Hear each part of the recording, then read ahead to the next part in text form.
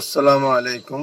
সম্মানিত দর্শকবৃন্দ, আপনাদের সবাইকে আমাদের চ্যানেলের পক্ষ থেকে স্বাগতম।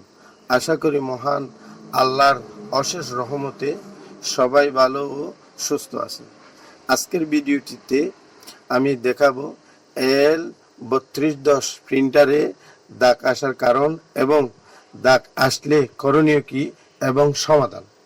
আপনারা এই ভিডিওটি দেখতে থাকুন এবং ভিডিওটি আপনাদের কাজে লাগলে একটি লাইক ও শেয়ার করবেন